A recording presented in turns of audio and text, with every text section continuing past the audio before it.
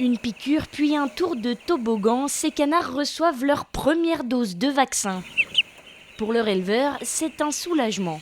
Ah ben un gros soulagement, parce qu'on va pouvoir reprendre peut-être une vie active plus raisonnée, ça nous permet d'avoir des plannings, avoir une rotation.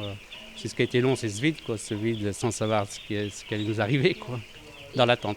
Le après, c'était aussi dur presque, parce qu'après on se trouve tout seul pendant un moment, enfin tout seul, je veux dire, bon voilà, dans notre quotidien, et il faut reprendre les habitudes, il faut reprendre plein de choses. Et parmi ces choses à reprendre, une nouveauté donc, la vaccination.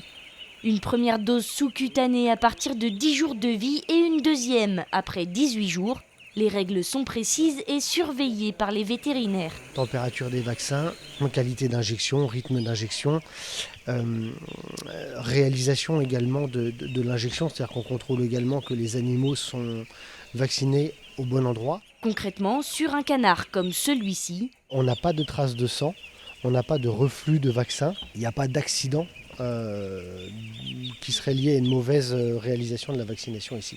les 15 000 canards passeront toute la matinée un par un dans les mains de ces équipes préalablement formées. Notre rôle, c'est justement d'envoyer des équipes formées pour aller vacciner les canetons un par un. La vaccination, c'est déjà notre métier, c'est ce qu'on fait en fait toute l'année.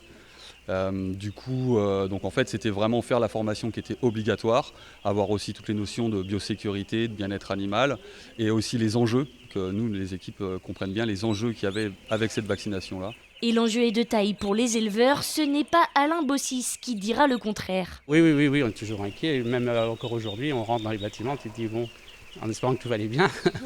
Un sentiment partagé par toute la filière jusqu'au consommateur qui espère lui aussi du foie gras pour les fêtes.